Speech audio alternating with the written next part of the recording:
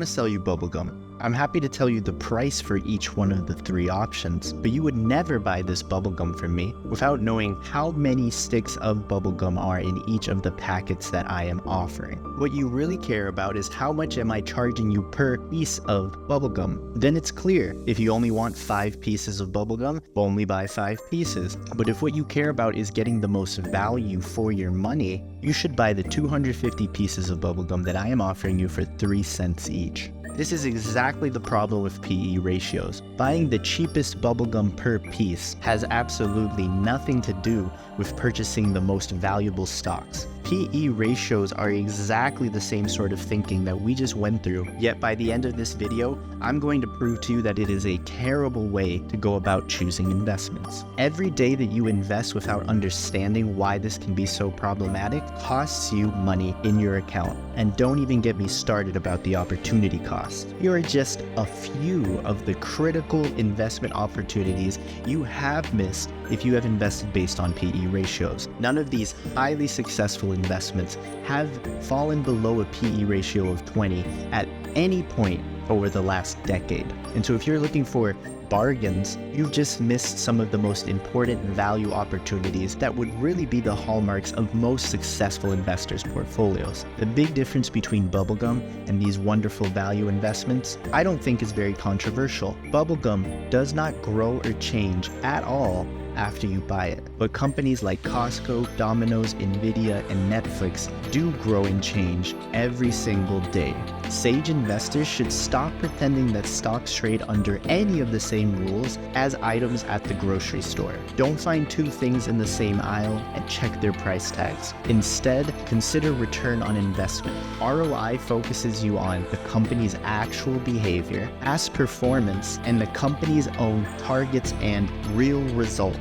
I'm not telling you to go do a bunch of work. I'm telling you to focus on the small amount of work that will actually lead to investment returns over time. Because the truth is, every single company you might want to invest in is putting return on investment information out there. Every company you own has published performance in their 10Ks. What I want you to start paying attention to, if you haven't already, is that not every company you own should be proud of the published results. Companies miss targets all the time. If you don't put in the little extra effort to look at that, you may miss out on what value is actually being created or, hopefully not, destroyed. Let me explain to you what an ROI mindset might make some of the large recognizable names look like over the past 15 years. The NASDAQ index average ROI has been between 2 and 10%. As you're about to see, this is kind of low, and it's definitely dragged down by how many failed startups are routinely included in the NASDAQ. The S&P 500 has had an average ROI of between 2 and 70%, because while the S&P 500 does go through recessions like the NASDAQ, fewer failed startups are included in the S&P 500. Zooming in just on Amazon over the last 15 years, this one specific company's ROI has oscillated quite more than average, some years getting as low as a negative 2%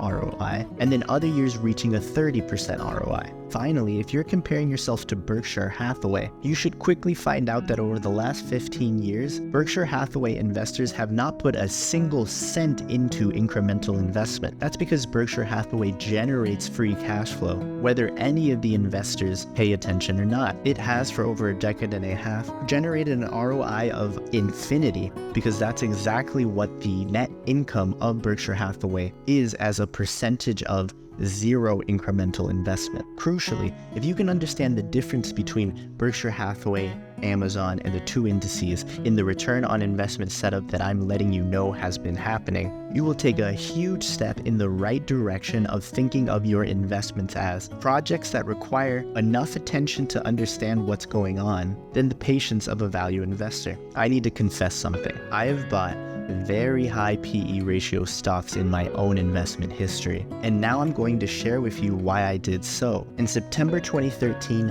I bought shares of Align Technologies at a PE ratio of 130 plus. At the same time that I was doing this, the Nasdaq was trading at around a 14 PE ratio, and the S&P 500 was a little bit higher at about an 18. Both were almost an order of magnitude lower than the PE ratio I was signing up for when I was buying these shares. And so over the last 10 years, Align has grown its revenue by more than 5 times. Its net margins have more than doubled. Shareholder equity on the balance sheet has grown by a factor of 13. And just like Berkshire Hathaway, Align has not taken a single penny from investors over the last 10 years, meaning that by my own calculation, this company has only spun off money, not asking anything more from me.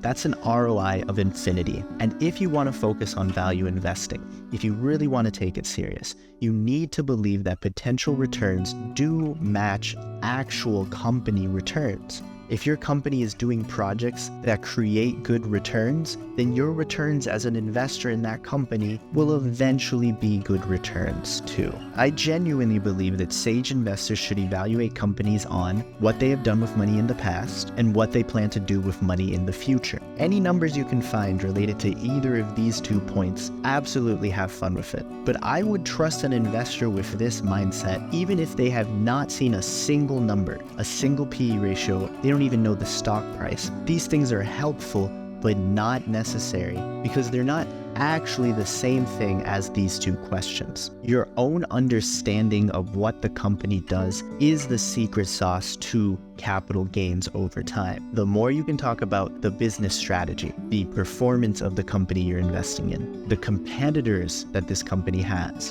and their opportunities versus risks right now, the more your personal investments will match up with the actual performance happening behind the stock tickers, behind the press releases, behind the news cycle, and not just their PE ratios. So please, understand that PE ratios are a tool that can easily be misused. Let me know your thoughts about this in the comments below. Follow me on Instagram to get hints about future 10K walkthroughs on the channel, and thank you for watching until the end.